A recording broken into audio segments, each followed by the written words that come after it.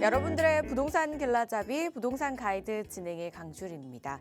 5년 만에 거래 규제가 해제돼서 호가가 상승하고 있는 송파구 잠실동의 아파트가 강남권 단지를 따라잡을 수 있을지 주목을 받고 있습니다.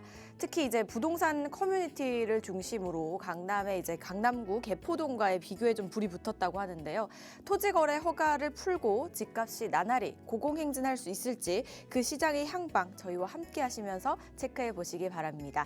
오늘도 저희 부동산 가이드와 함께 하시면서 부동산 관련해서 궁금증 있으시거나 고민 있으시다면 전화 문자 주시면 되겠습니다. 02-2638-3962번, 서울 전화 02-2638-3962번으로 전화 주시거나 건당 100원의 유료 문자입니다. 샵 3989번으로 궁금하신 내용 적어서 지금 바로 보내주시기 바랄게요.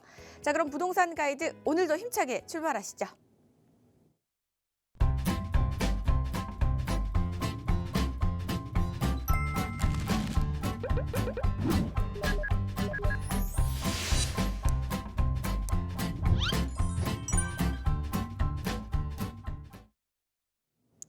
저희 팍스경제TV의 아이돌로 거듭나고 계시는 분이죠. 화요일의 남자, 동산이용 부동산연구소의 박성일 팀장과 함께합니다. 어서 오세요, 팀장님. 안녕하십니까. 동산이용 부동산연구소의 박성일 팀장입니다. 오늘 뉴스가 큰 게 하나 터졌죠. 바로 기준금리 인하인데요. 기존에 3%였었던 금리가 2.75%로 0.25% 하락했습니다. 아직까지는 이제 대출 금리가 내려가진 않았지만 압박이 계속해서 이어지고 있다고 하는데요. 앞으로 이제 부동산 시장에도 훈풍이 불 초석이 될 것입니다.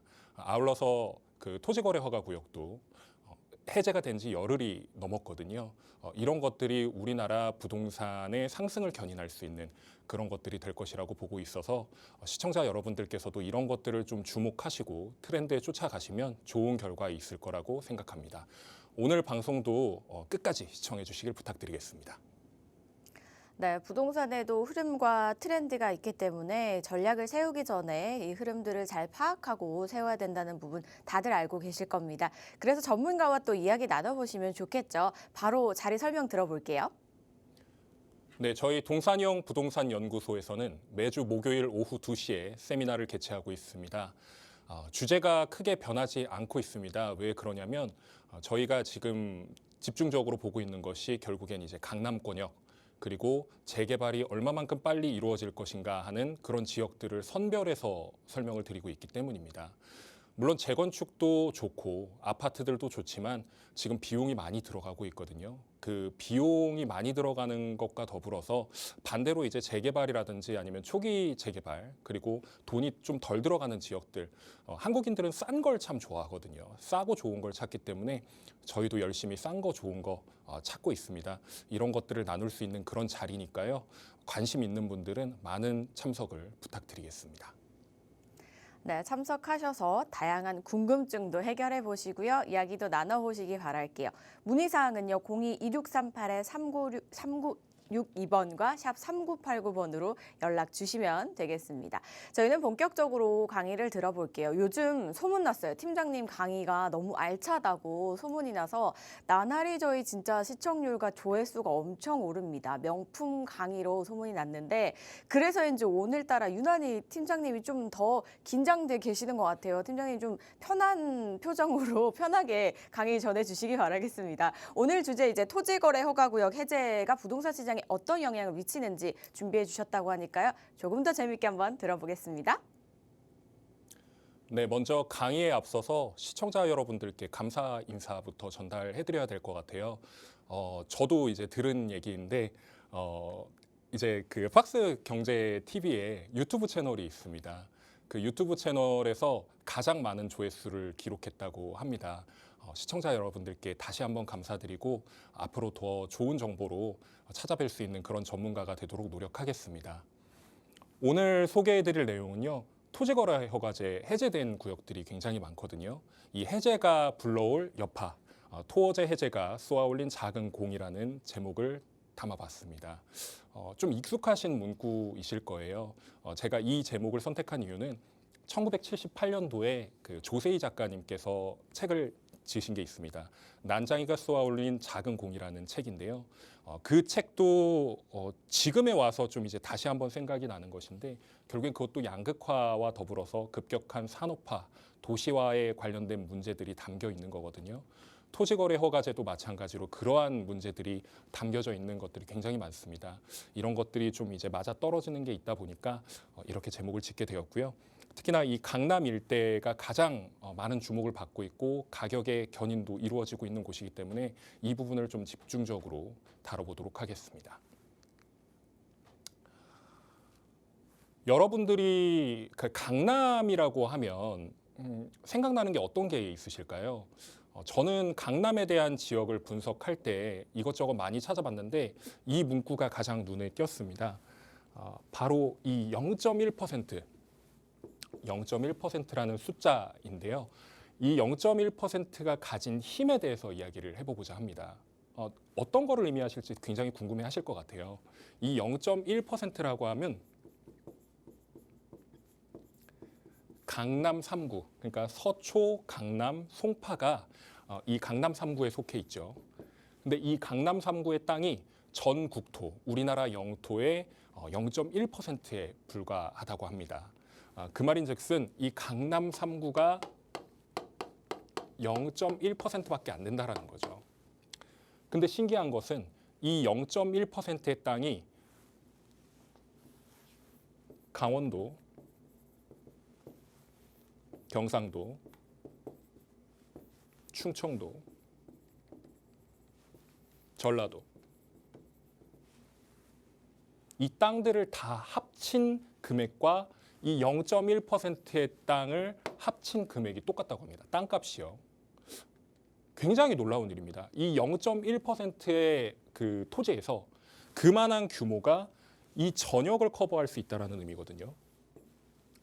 이 사실을 알게 된 여러분들은 강남이 갖고 있는 위상에 대해서 다시 한번 생각하시게 될 것 같아요. 저 역시도 이 0.1%라는 키워드가 굉장히 눈에 들어왔습니다.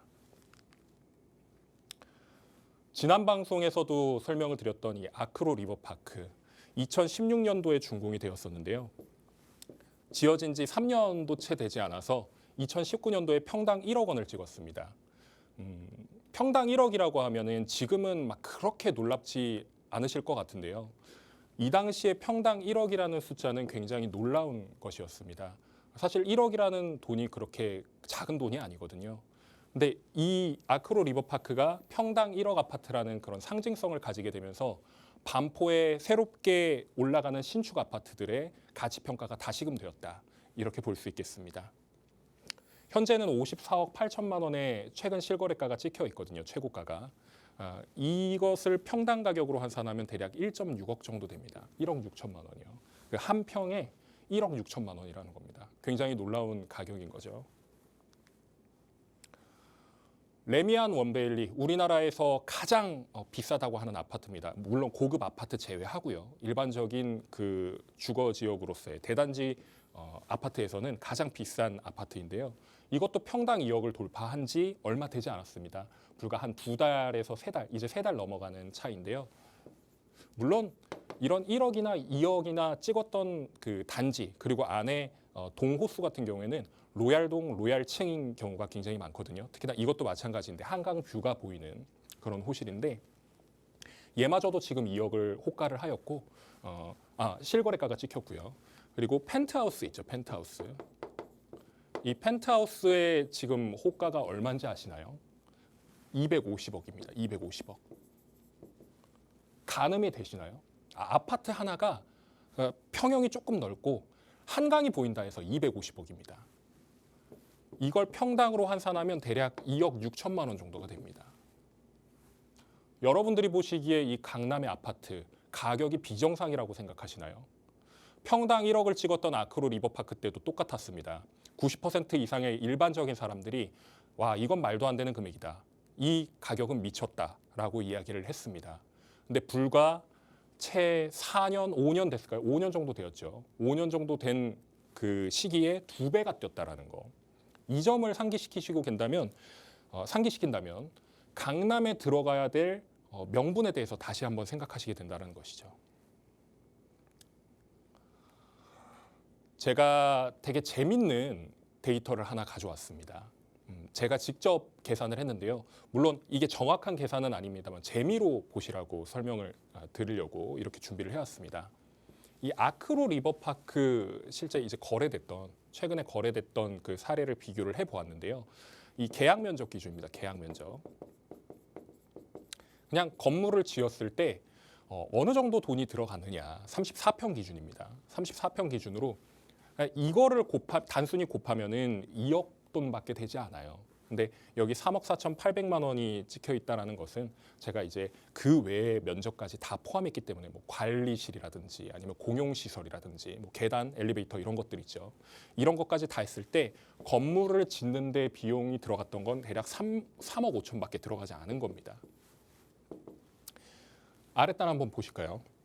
평당 가격이 54억 8천만 원짜리를 34로 나눠봤더니 평당 금액이 1억 6,100만 원이었습니다. 근데 이 호실, 그러니까 로얄동 로얄층이라고 말씀드렸잖아요. 이 호실의 대지 지분이 얼마냐, 그러니까 땅 면적이 얼마냐 찾아봤더니 11평 정도밖에 되지 않았습니다. 물론 일반적인 아크로 리버파크의 기타 세대들 같은 경우에는 보통 15평 정도 수준이 정상적인 대지 지분인데요. 이 11평밖에 되지 않는 땅이 이 가격을 찍었다라는 거예요. 그래서 그냥 단순 계산을 해보니까 땅 가치만 평가했을 때는 4억 8천만 원이 나왔습니다. 요즘에 평당 1억, 2억 이런 이야기들이 건물까지 다 포함한 그 금액이잖아요. 그러니까 토지와 건물의 합산 추산액이 결국엔 그 가격인 건데 이 건물이 없다고 할지라도 땅의 가치는 이 정도 수준까지 올라왔다라고 보셔도 무방하겠습니다. 레미안 원베일리도 한번 체크를 해봤어요. 근데 뭐 이런 것들 다 따져보고 마지막에 보니까 땅만 놓고 본다면 거의 6억 가까이 하는 상황입니다. 상업지역이 가장 비싼 땅이 우리나라에서 평당 10억을 왔다 갔다 한다고 하잖아요. 근데 이런 주거지역이 대지 지분만 놓고 봤을 때 평당 6억의 가치가 정말 옳은 가치일까? 이런 것들을 살펴보신다면 누구는 고평가라고 하고 누구는 적당한 가격이다라고 얘기할 수 있고 아니다, 이거보다 더 올라갈 수 있다, 이렇게 이야기하시는 분들도 계실 겁니다. 지금 당장은 고평가일 수는 있겠죠. 하지만 과연 이 레미안 원베일리의 가격이 나중에 갔을 때도 이 가격이 고평가인가 저평가인가? 제가 봤을 때는 시간이 지나면 이게 또 저평가라고 이야기가 나올 것 같아요. 제가 출근을 공덕동으로 하는데요. 제가 이제 송파에서 출근을 합니다. 제가 올림픽대로를 타기도 하고 강변북로를 타기도 하고요. 그 위에 있는 뚝섬로를 타기도 하는데 제가 오늘 출근한 길에 한번 쭉 살펴봤어요. 이 강남의 스카이라인을 한번 쭉 둘러봤는데 마치 철옹성 같이 정리가 되어 있더군요. 여기 보시는 게 이제 압구정 현대 아파트인데요. 이 뒷단이 다 강남 땅입니다. 지금은 재건축이 이루어지지 않았기 때문에 압구정 같은 경우에는 지금 막혀 있는 게 없죠. 하지만 압구정 같은 경우에도 재건축이 이루어지게 되고 70층 이상 규모의 건물이 들어서게 된다면 여기는 거의 성이 됩니다. 성. 강남 입성이라는 이야기를 많이 하잖아요. 이 입성이라는 단어가 결국에는 성에 들어간다는 얘기입니다. 강남을 성으로 분류를 한다는 얘기인 거죠. 근데 이미 아까 보여드렸던 아크로 리버파크라든지 레미안 원베일리가 하나의 성으로서 자리매김을 하게 되었습니다. 옆에 있는 이 압구정은 어떻게 될까요? 다들 알고 계실 겁니다. 알고 계신데 인정을 못 하시는 거죠.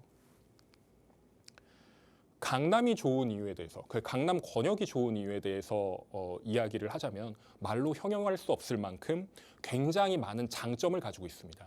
단점이 거의 없다고 봐야 되는 거고요. 단점이 있다라고 하더라도 장점 때문에 커버가 되는 경우가 굉장히 많습니다. 우리가 좋아하는 곳들, 우리가 좋아하는 사람들을 예로 들어보자고요. 사람들을 봤을 때 좋은 게 너무 많고 너무 사랑스러워서 그 사람의 단점까지도 커버가 됩니다. 이런 강남이라는 지역도 마찬가지거든요. 주거 상업이라든지 뭐 교통 환경이라든지 그리고 각종 편의시설과 병원 그리고 학교 그리고 역사 문화와 관련된 것들 모든 것들이 강남에 밀집되어 있기 때문에 우리는 강남을 인정할 수밖에 없고 제3자가 보더라도 여기는 중심인 곳이다라고 얘기할 수밖에 없습니다. 인정을 할 수밖에 없다라는 그런 지역이에요. 강남에 대해서 이렇게 설명을 드려봤으니까요. 이제는 토지거래 허가제에 대해서 좀 얘기를 나눠보겠습니다.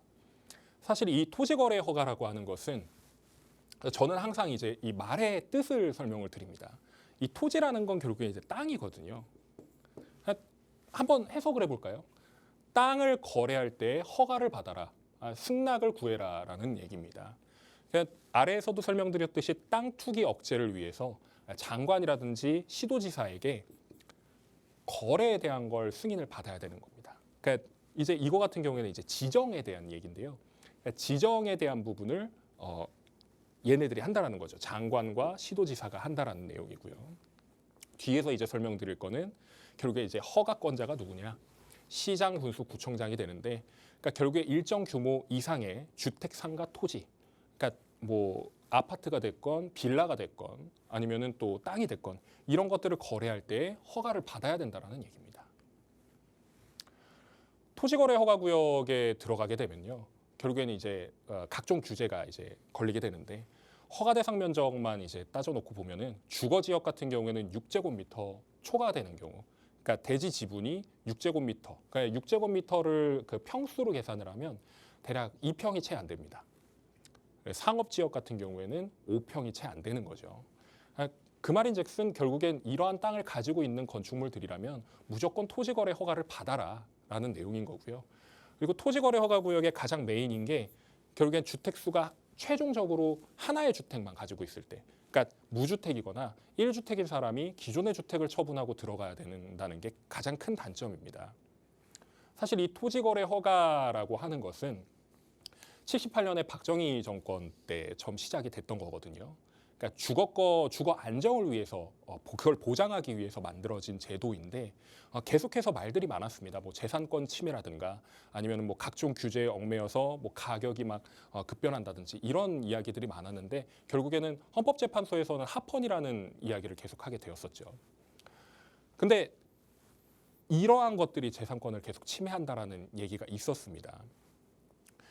근데 어찌됐건 간에 이 주택수 같은 경우에는 좀 어떤 분들께서는 이 토지거래 허가구역을 무조건 들어가고 싶어서, 그러니까 그 안에 있는 아파트를 사고 싶은 분들이 있을 거 아니에요. 그런 분들은 이제 주택임대사업자를 활용을 해서 들어가신 경우도 있고, 아니면은 그냥 이 상태에서 이제 그 기존 주택을 처분하고 들어가신 분들도 굉장히 많아요. 어차피 여기 살면은 오를 것 같으니까 그렇게 들어가신 분들도 굉장히 많고, 살고 계시다가 묶여 있는 경우도 있었습니다. 결국엔 이제 해제가 됐다라는 게 포인트인 거고요. 이런 규제들이 있다. 실거주는 2년을 꼭 해야 된다라는 거. 만일 하지 않으면 뭐 이제 벌금이라든가 처벌을 받게 된다는 것이죠. 지정된 토지거래 허가구역들인데요. 결국에는 앞서 말씀드린 것처럼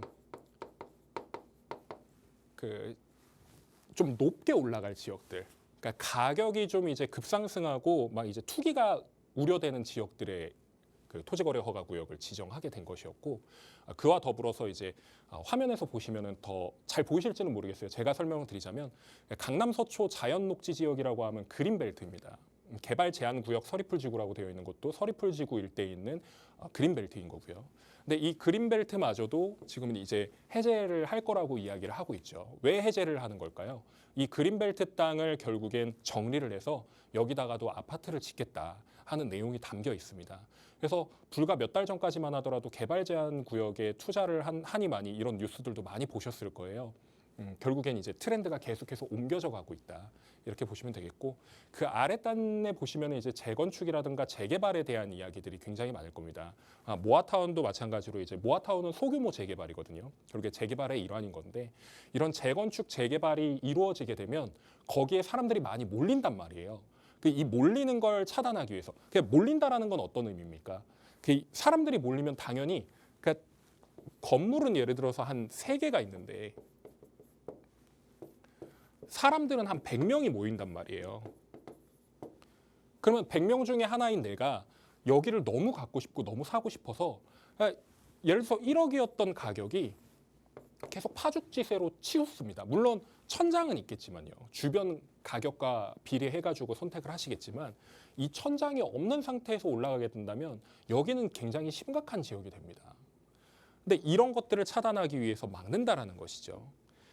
그래서 신속통합기획에 묶이게 되면 최장 5년까지 묶이게 되는데 최근 트렌드였던 잠삼대청이라고 하는 잠실, 삼성, 대치청담 이 권역들 같은 경우에는 올해가 딱 5년 차였습니다. 5년 차였는데 언제 풀릴까 하는 걸 궁금해하시는 분들이 많았는데 최근에 풀렸었던 것이죠. 토지거래 허가제가 어떤 문제를 야기시켰냐 이런 것들이 굉장히 이야기가 많았습니다. 기본적으로 이 풍선 효과라고 하는 그러니까 결국에는 여기가 이제 여기가 이제 토지거래 허가 구역이었던 거겠죠. 그러면 전이를 하게 됩니다. 전이. 풍선 효과라는 게 결국에 전이 효과라고 얘기를 하기도 하거든요. 여기에 있었던 그 집들이 못 사잖아요. 그러니까 이 주변까지 연계가 된다라는 이야기입니다. 그러니까 풍선을 누르면 이렇게 눌렸을 때 그 압력에 의해서 옆으로 퍼져나가면서 가격이 올라가는 것처럼 느껴지잖아요. 이런 것들 때문에 수혜를 받았던 지역이 많았습니다. 근데 다시금 우리가 풍선을 이렇게 손을 뗐잖아요. 압력을 뗐으니까 이 풍선은 원형으로 갖춰지게 됩니다. 원형.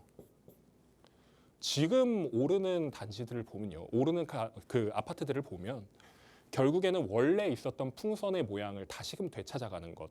그게 첫 번째 포인트고 두 번째로는 더 올라갈 것 같잖아요. 그러면 이거보다 더 올라가는 이거 좀 비정상적인데 이야기를 하는데 사실 얘도 키 맞추기를 하게 되면서 풍선의 모양 그대로 유지를 하게 될 것입니다.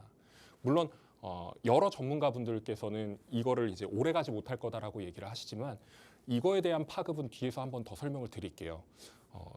여기가 오르게 되면 서울의 전 지역, 그러니까 전 지역 중에서도 중상급지가 여기에 따라서 올라가게 될 것이고 그리고 외곽지 같은 경우에도 아직 많이 오르지 못했거든요. 정고점도 심지어 돌파하지 못한 곳들이 많은데 그런 것들까지도 영향을 미칠 것이다. 이렇게 봐야 하는 게 맞다라고 저는 생각하고 있습니다. 국제교류 복합지구라는 것 때문에 사실 묶였었어요. 그 토지거래 허가제 이쪽 권역에서 이렇게 진행을 하게 된 것은 이 잠실 주경기장과 마이스 단지를 조성하겠다라는 내용 때문에 이게 일종의 트리거를 당기게 된 것입니다. 근데 화면에서 보시면 아시겠지만 지금 토지거래 허가제 해제되면서 수혜를 입는 단지가 어디냐 이렇게 살펴보니까 레미안데치 팰리스하고 그리고 잠실에서는 엘리트라고 하는 엘스, 리센츠, 트리듐, 레이크 팰리스 이렇게 네 단지가 그 수혜를 입을 거라고 적어놨는데 실제로 저 그 단지들의 호가도 올랐을 뿐더러 실거래가도 지금 오른 가격에 찍히고 있다. 이게 첫 번째 포인트입니다. 그런데 제가 지금 수혜를 입을 곳이라고 말씀을 드렸잖아요. 이 수혜를 입은 곳이 아니라 입을 곳입니다. 입을 곳. 앞으로 미래가 기대되는 곳들은 어디냐면요. 아직 유지가 되고 있는 단지들입니다. 이 유지가 되고 있는 단지는 아까 제가 그 풍선 효과 말씀드렸잖아요. 눌려 있는 거거든요, 계속. 근데 얘네는 이미 원형을 유지를 다시 이제 돌아온다는 거죠. 근데 얘는 아직까지도 눌려 있다라는 건 나중에 눌렸을 때 얘가 눌렸다가 이렇게 올라오는 폭이 더 커질 겁니다. 그러니까 지금도 오르고 있는 상황인 거거든요. 그러니까 물론 오르는 그 폭이 얘네는 좀 적겠죠. 근데 앞으로 이 지금 해제되면서 수혜를 입은 단지들의 가격과 맞춰서 키 맞추기가 된다라는 걸 명심하시면 좋겠습니다. 특히나 이 옆에 있는 것이 이제 방금 말씀드렸던 잠실 주경기장, 그 마이스 사업 진행이 되는 것이고, 되게 여기 수변 공간이 잘 정돈이 돼 있는데 여기가 원래 탄천입니다. 탄천. 뒤에서도 한 병을 설명을 드리겠지만 이 삼성동 권역과 이 잠실동 일대가 확 바뀐다라는 거 알고 계시면 좋을 것 같고요. 특히나 지금 이제 위성 사진을 살펴보게 되면 이 땅덩어리, 얘가 이제 한전 부지였죠. 제가 항상 강조드리는 GBC입니다. GBC 글로벌 비즈니스 센터. 현대에서 그러니까 현대차에서 산 부지 있잖아요. 그리고 여기가 이제 코엑스고요. 여기를 이제 살펴보시면 이 서울의료원 같은 경우에는 중랑구로 이전이 되었습니다. 그래서 이 부지가 지금 남아 있는 거고요. 밑에 뭐 한국감정원 부지 저 일대는 이제 소방서와 경찰서가 아랫단에 깔려 있고, 그리고 여기 이제 영동대로 같은 경우에는 뒤에서도 이미지를 한 번 더 보여드리겠지만 복합개발 사업이 진행 중에 있습니다. 그러면 이 잠실 운동장과 이 탄천과 연계되는 계획과 연계되는 그 단지들이 어디냐? 바로 이쪽이거든요. 그러니까 청담동, 삼성동, 잠실동 그리고 밑에 대치동까지 이어지기 때문에 여기를 주목할 수밖에 없어요. 지금 상황에서는요. 특히나 제가 방금 말씀드렸던 영동대로 복합개발 사업, 이 개발 사업이 2월 달에 착공을 한다라고 그 지하 이제 그 착공한다고 얘기가 나왔는데 실제 착공식이 벌어졌다는 뉴스는 아직까지 나오지 못했습니다. 그걸 저도 빨리 체크하고 싶었는데 저도 급하게 나오느라 체크는 하지 못했고, 이런 식으로 변모를 한다라는 겁니다. 위에 공원을 만드는 거죠. 그러니까 여기가 원래 그 왕복 10차로 이상의 그 대로거든요. 이 대로를 지하화를 시키면서 1km 정도를 지하도로로 만들면서 거기에다가 이제 이 광역 복합 환승센터라는 것까지 갖추게 되는 겁니다. 지하의 아케이드 시설까지도 갖추어지게 되는 것이고요. 이 공원이 되면 어떻게 되느냐? 제가 이전 방송에도 설명드렸듯이 코엑스하고 이 현대차 부지가 나중에 이제 완성이 되면 여기를 걸어서 움직이는 거예요. 그러니까 횡단보도를 기다리고 있거든요, 지금은. 근데 그 횡단보도가 사라지게 됩니다. 도보 생활권이 가능하다라는 거죠. 이게 메인입니다. 이게 메인. 예. 원래 있었던 그 대로를 없애버리고 공원을 만든다. 강남에는 한강변 말고는 뭐 널찍한 공원이 그렇게 많지는 않습니다. 뒤에 뭐 물론 개포 뭐 산 같은 것도 있긴 하지만 이 정주 여건에서 중요한 공원까지 만든다라는 거는 그냥 엄친아가 다 가지고 있는데 하나 더 갖겠다라는 거나 다름이 없는 거예요. 특히나 여기 같은 경우에는 지금 역세권이 몇 개 안 되지만 펜타 역세권까지 정리가 된다는 거죠. 이 펜타라는 건 5개의 역세권을 의미합니다. 여기가 이제 GTX-A 그리고 GTX-C가 들어오게 되는 거고요. 그리고 원래 있었던 호선들이 있죠. 2호선, 9호선 이렇게 들어서게 되는 것이고, 그리고 위례 신사선도 들어온다라고 얘기를 했는데 이게 지금 약간 좀 늦어지고 있습니다. 이것까지도 갖춰지게 된다면 5개 호선이 움직이는 펜타 역세권으로서 삼성역이 정리가 된다. 이렇게 정리를 하시면 되겠습니다. 지금은 보잘것없는 것처럼 느껴지지만 물론 지금도 보잘것없는 건 아니에요. 그 일대 가보시면 굉장히 휘황찬란합니다. 근데 그거보다 더 좋아진다. 그러니까 좋아지는 놈만 계속 좋아지고 있다는 거예요. 특히나 이 GBC 같은 경우에는 원래 105층으로 설계가 되려고 했습니다. 강남의 랜드마크로서 상징성을 부각시키는 그런 건물로 정착이 되려고 했는데 지금 며칠 전에 이 설계안이 다시 나왔죠. 수정된 걸 이제 서울시에 제출을 했습니다. 54층짜리를 3개동을 만들겠다. 그래서 사람들이 이 얘기를 해요. 그 예전에 그 미국의 쌍둥이 빌딩이 있었지 않습니까? 물론 지금 사라졌지만 이걸 이제 3둥이 빌딩이라고 얘기를 하더라고요. 근데 서울시에서는 이걸 만족하지는 않을 것 같은데 이게 계속해서 그 지연이 되고 있거든요. 그 사업에 대한 지연도 있고, 이 사업이 이루어지게 되면 뭐 기부 체납이라든지 기여금이라든지 이런 것들도 정리가 될 수 있기 때문에 서울시에서도 이 부분에 대해서 좀 이제 다시 한번 생각을 하고 정리를 하겠다, 이런 생각을 가지고 있는 것 같습니다. 결국엔 이 잠삼대청이라고 하는 지역이 지금 딱 트렌드거든요. 이 트렌드를 자꾸 설명을 드리는 이유가 우리나라 사람들은 트렌드에 굉장히 민감한 민족입니다. 특히나 유행이 진짜 손바닥 뒤집듯이 뒤집혀져요. 그러니까 우리가 뭔가를 와 이렇게 하고 나서 그러고 나서 푹 씻고 그 다음 타자를 기다리게 되는 거죠. 오래 가지를 못합니다.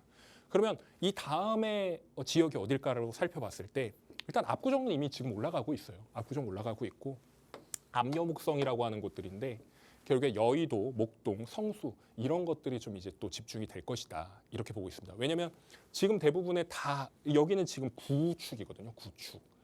얼죽 신이라는 그 이야기는 항상 얘기가 나오지 않습니까? 신축을 선호하는 현상은 당연한 거예요.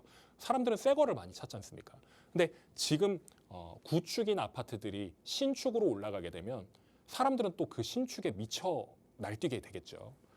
지금 구축이었던 게 이게 신축이 되면 가격 상승이 한 번 더 이루어지게 될 것이고 이 가격 상승에 맞춰서 지금이 신축인데 얘가 신축이 되면 준신축이나 구축이 되는 그런 단지들도 가격이 엄청 차이가 나진 않을 겁니다. 좀 따라가려고 노력하는 그런 패턴으로 계속해서 이어지게 될 것입니다. 제가 압류목성까지 말씀드렸잖아요. 그러니까 잠삼대청 압류목성이라는 이야기가 굉장히 많은데 결국에는 이 강남에서 쏘아올린 그러니까 토지거래허가제 해제로 인해서 쏘아올린 그 작은 공이 전 지역으로 서울 전 지역 제가 자꾸 서울 전 지역이라고 말씀드리는데 사실 이 아랫단의 과천이나 판교도 마찬가지입니다. 그러니까 제2의 강남 이런 얘기들이 많이 나오잖아요. 강남하고 가장 가깝기 때문에 그리고 각자의 정주 여건이 구성되어 있는 도시들이 있기 때문에 그것까지도 포함인 거고요. 그러니까 이 일대에서 벌어지는 그 부동산 가격 상승 이 가격 상승이 결국에는 영향을 줄 수밖에 없습니다. 제가 압류목성까지 말씀드렸잖아요. 지금 계속 꿈틀거리고 있는 곳들이 마포하고 성동구. 용산구는 당연히 이제 그 제2의 강남이라고 대표적으로 이야기를 하는 곳이니까 거기는 당연하다고 보셔야 되는 게 맞고요. 이런 지역들까지도 계속해서 훈풍이 불게 되는 것이고 앞으로 광진이라던가 강동까지 그리고 노량진은 뉴타운이 지금 조성이 되고 있기 때문에 이제 하나둘씩 이제 입주장이 들어가게 되면 여기도 마찬가지로 다시금 보게 되는 것이고 그리고 이 여의도, 뭐 영등포 이런 데까지도 계속해서 온기가 전달될 것으로 그렇게 예상이 됩니다. 마지막으로 준비한 자료가 굉장히 저는 약간 부동산에 대해서 잘 모르시는 분들이나 아니면 좀 회의적인 분들한테는 욕먹을 각오로 준비를 했습니다. 서울 신축 아파트의 향후 예상 가격인데요. 방송 보시는 분들 중에 이거 보시고 지금 약간 말을 못 잇는 분들이 계실 수도 있을 것 같아요. 국평이라고 하는 34평 기준으로 제가 정리를 해봤습니다. 한강변 벨트라고 하는 그 한강에 인접한 아파트의 가격이 평당 2억 5천에서 3억이 됐을 때 가격이 얼마가 될 것이냐 정리를 해보니까요. 가격이 85억에서 100억 정도의 수준이 됩니다. 근데 웃긴 건 뭔지 아시나요? 한강변 벨트의 아파트 일부가 이미 이 정도 수준까지 올라가고 있습니다. 그러니까 눈에 보여요. 100억이라는 숫자가 뉴 노멀, 새로운 기준이 될 것입니다.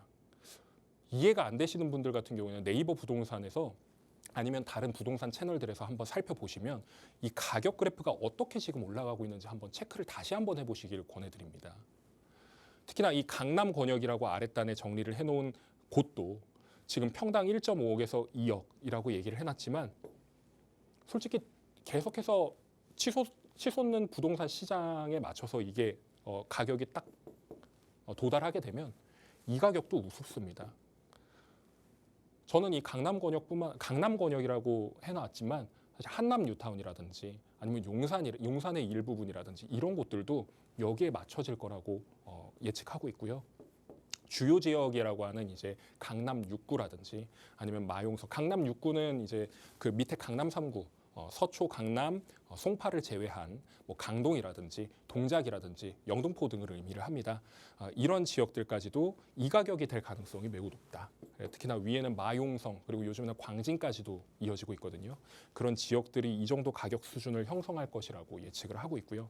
그 외 지역이라고 하면은 외곽 지역인데 이 외곽 지역 중에서도 뭐 노도강, 금관구라고 하는 그런 지역들 있잖아요. 물론 이렇게까지 올라가기는 쉽지 않습니다. 상승폭이라는 게 있거든요. 근데 지금 양극화가 한창 가중되고 있는 상황이잖아요. 이 양극화를 줄이기 위해서 노력할 정부의 모습을 상상해 보십시오. 그러면 둘 중 하나입니다. 있는 가격을 내리거나 아니면은 떨어져 있는 가격을 올리거나. 그러니까 떨어져 있는 가격을 그냥 그 상태로 놔둘 수 있는 곳이 서울이 아닙니다. 서울은 그렇게 놔둘 수가 없는 지역이에요. 그렇기 때문에 이런 가격들도 지금은 콧방귀 끼면서 절대 올 수 없는 가격이다. 너 미친 거 아니냐 이렇게 얘기를 하시겠지만 저는 이 가격까지도 갈 수 있다라고 보고 특히나 부동산 전문가 일부의 전문가분들은 평당 5천이 과학이다라는 이야기들을 많이 하셨거든요. 지금 평균 분양가가 4,400이고 매매가가 4천만 원대에서 왔다 갔다 합니다. 뭐 4,100에서 4,300 왔다 갔다 하는데 이 평균 5천만 원이 되면요. 6천, 7천 금방 갑니다. 사람들은 숫자에 예민하기 때문에 특히나 우리나라 사람들 같은 경우에는 그 올라가는 거에 오히려 더 두려워하시고 무서워하시거든요. 근데 이미 시작됐습니다. 시작됐는데 아직 달리지 않은 분들 같은 경우에는 꼭 한번 집중하셔서 지금 기회를 다시 한번 살펴보시고 준비를 하거나 이미 시작을 하셔야 된다는 거 명심하셨으면 좋겠습니다. 사실 내 아파트를 갖는다라는 것 자체를 어려워하시는 분들이 굉장히 많은데요. 특히나 내 집 마련을 하신 분들도 계실 테고 아니면 이제 지금 방송 보시는 분들 중에 대부분이 자식에게 증여하려는 그런 분들도 굉장히 많으세요. 특히나 세미나 오신 분들 상담을 해보면 새 아파트를 사주기에는 너무 부담스럽고 그러면 이제 다른 대안으로 이제 들어가야 된다라고 이야기들을 많이 하시는데 이 청약에 대한 부분은 항상 놓치지 않고 들어가시거든요. 근데 과연 내가 청약 점수가 그 기준에 맞느냐를 먼저 따져보셔야 될 것 같고요. 그리고 이 분양권 같은 경우에도 입지에 따라 다르긴 하지만 뭐 그냥 서울은 5억 이상입니다. 네, 분양권 살려면 5억 이상 무조건 줘야 되는 상황이고요. 이게 첫 번째 목표라고 한다면 이거는 이제 그럼 패스하겠습니다. 그럼 두 번째, 사업성이 보장된 재건축과 재개발. 물론 이 사업성이 보장된 곳들은 이미 가격이 많이 뛰어 있고 저평가가 된 지역이라고 하더라도 가격이 쉽지는 않은데요. 진입 장벽이 높다라는 거죠. 이런 부분들을 안전하게 그냥 일단 가져가겠다라고 하시면 이 투자를 접근하시는 게 맞습니다. 이게 두 번째. 여기에 이제 따로 경매나 이런 것들을 넣어놓지 않은 이유는 경매도 결국에 기술이 필요한 거기 때문에 여러분들께서 그 경매에 접근하시려면 또 이제 전문가의 도움을 받으시거나 아니면 직접 공부를 많이 하셔야 돼요. 안 그러면 실수가 벌어지기 때문에 그냥 단순하게 우리가 접근할 수 있는 방식에 대해서 계속 설명을 드립니다. 마지막으로 초기 재개발 투자인데요. 이거 같은 경우에도 리스크가 굉장히 높다라고 이야기를 하시는 분들이 많습니다. 단 저는 이렇게 말씀드릴 수 있을 것 같아요. 초기 재개발 투자에서도 될 곳이 있고 안 될 곳이 있습니다. 그리고 두 번째로는 상급지냐, 중급지냐, 하급지냐를 나눠야 되는 거죠. 사실 싼 게 비지떡이라는 이야기를 저는 믿거든요. 싸다고 해서 좋은 건 아닙니다. 그렇다고 해서 비싸다고 좋은 것도 아니거든요. 그러니까 적당한 시기, 적절한 지역 이런 것들을 찾아낼 수 있는 능력을 내가 갖추고 있다면 좋겠지만 그런 능력이 없으시다면 부동산 가이드의 전문가들뿐만 아니라 팍스경제TV 안에 계시는 부동산 전문가분들께 상담을 의뢰하셔서 이런 투자 방식도 접근해 보셔라 이렇게 권해드리겠습니다.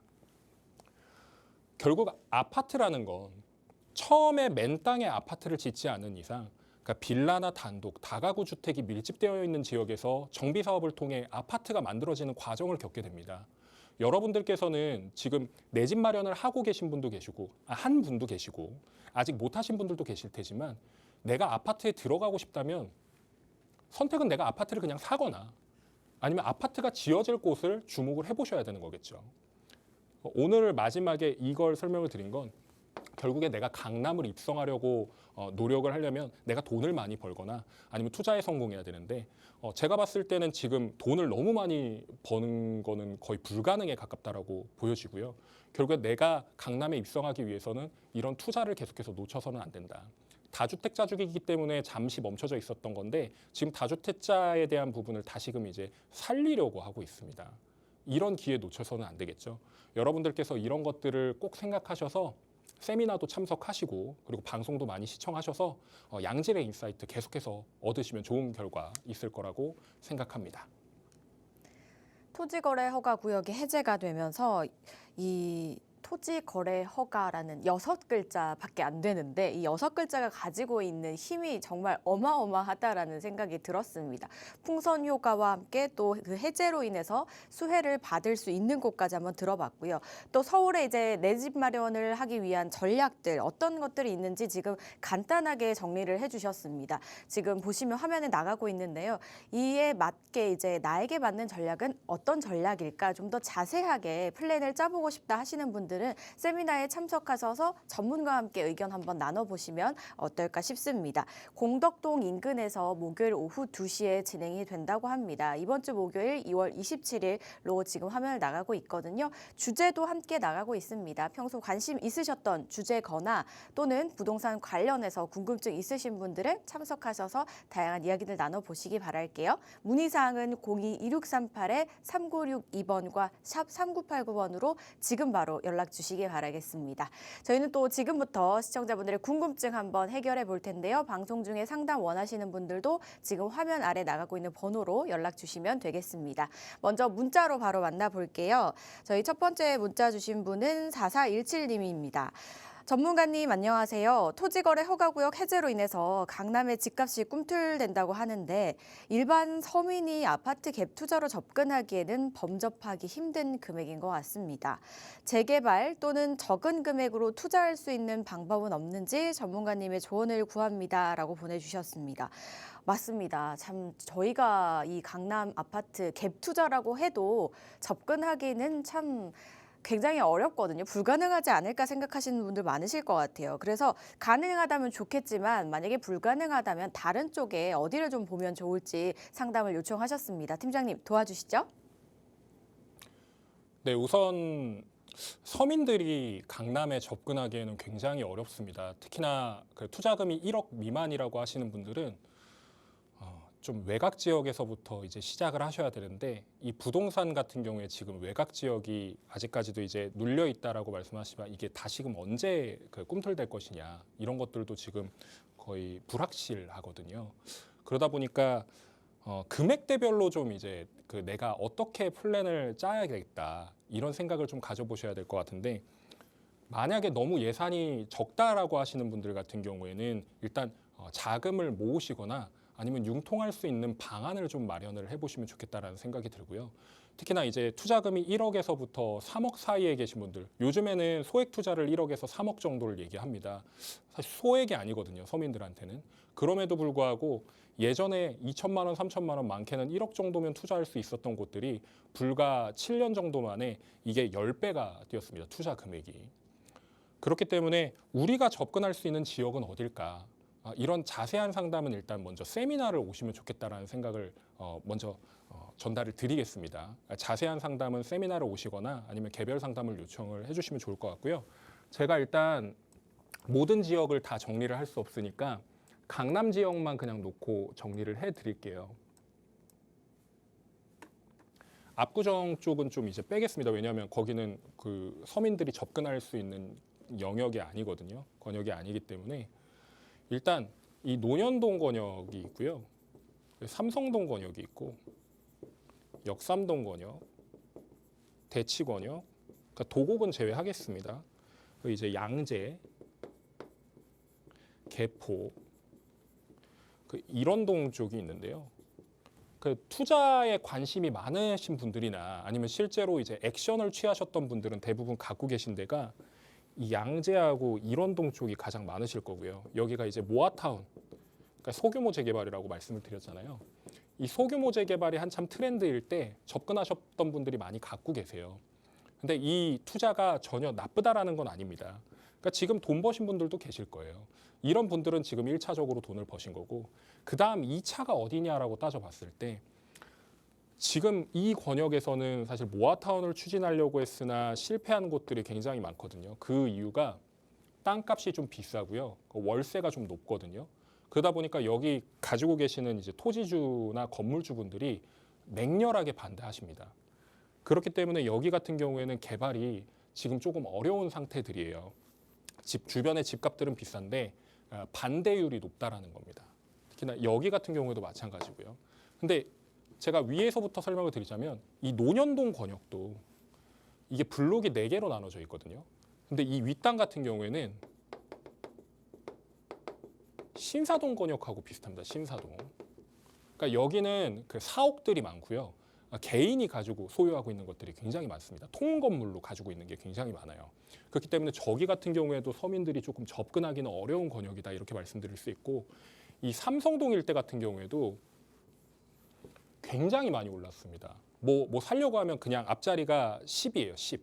그러니까 10억대다 보니까 접근하기 어렵다 그러면 그러니까 남은 권역은 이쪽 권역이거든요. 근데 제가 말씀드렸듯이 이 역삼이나 대치들 같은 경우에는 모아타운 실패했습니다. 그러니까 추진하다가 실패한 거거든요. 그러니까 당분간은 지금 좀 잠잠해질 거예요. 다른 뭐 이제 재개발이나 이런 것들이 나오지 않는 이상. 그러면은 여기서 올 수 있는 압력들을 볼 수 있는 이 논현동 아랫단을 보시거나, 그러니까 여기는 지금 개발 호재가 있는 건 아닙니다. 다만 이 압력이 이제 나중에 생겼을 때 여기도 오를 수 있겠다라는 추세. 그러니까 그런 것들을 봤을 때 여기를 주목하시는 것도 중요하고요. 특히나 이 아랫단. 지금 이 개포가 평당 1억을 찍잖아요. 이 일대가 지금 많이 저평가가 되어 있는 상황입니다. 보통 빌라의 가격을요. 빌라나 뭐 단독주택이나 다가구는 비싸니까 제외하고요. 이 빌라라는 게 모든 지역에서 통용될 수 있는 건 아니지만 아파트 가격에 원래 50% 미만이었어요. 근데 강남 권역의 빌라와 뭐 비교를 하자면 30%에 불과합니다. 굉장히 낮은 지역은 25%까지밖에 가지 않아요. 근데 아파트 값은 청정부지로 치솟고 땅값도 비슷한데 빌라의 가격이 낮다고 해서 계속해서 접근하시라고 전문가분들이 이야기를 하는 건 결국엔 두 가지입니다. 아파트를 받을 수 있는 조건, 그리고 또 하나는 대지 가격이 올라가잖아요. 땅 가격이 올라가잖아요. 그러니까 건물 가격은 오른다라고 생각을 하시면 안 됩니다. 그 땅의 가치가 계속해서 오르고 있으니까 나중에 여기 아파트를 짓든 오피스텔을 짓든 아니면 다시금 새로운 건물을 짓든 할 때에 그러니까 시행업자들이 지금은 대출을 못 받으니까 접근을 못 한단 말이에요. 근데 노후도가 지금 애매한 곳들은 다시금 접근하게 되어 있습니다. 제가 아까 뭐라고 말씀드렸나요? 새 건물 많이 찾는다고 말씀드렸잖아요. 특히나 우리나라 사람들은 새 건물 그리고 새로운 기술이 도입된 것들 얼리 어답터 성격이 굉장히 강합니다. 그렇기 때문에 이런 가격을 가지고 있는 것들을 가지고 계신다 그러면 나중에 50%까지 복귀를 하지는 못한다고 하더라도 최소한 못해도 35%에서 40% 가격까지는 가야 된다라는 게 일반적인 생각인 거예요. 그러면 지금 가격에서 10%, 20% 오르면 꼴랑 얼마나 오르는데 라고 얘기를 하시지만 내가 투자하는 가격 대비 올라갈 수 있는 금액은 정해져 있지 않습니까? 이 정도는 먹을 수 있다는 안전마진이 보장이 돼 있는 거예요. 개발지가 아님에도 불구하고요. 그런 것들을 살펴보셨을 때 이 양재 권역 지금 모아타운 하고 있으니까 좋습니다. 근데 다만 속도가 조금 지지부진하죠. 왜냐하면 어떤 구역은 잘 되고 어떤 구역은 안 되니까 그렇습니다. 신속통합기획과 차별점이 뭐냐면 구역이 정형화되어 있고 구역이 쪼개져 있지 않느냐 아니면은 구역이 쪼개져 있고 나중에 합치느냐의 차이인데 제가 항상 말씀드리는 게 그거예요.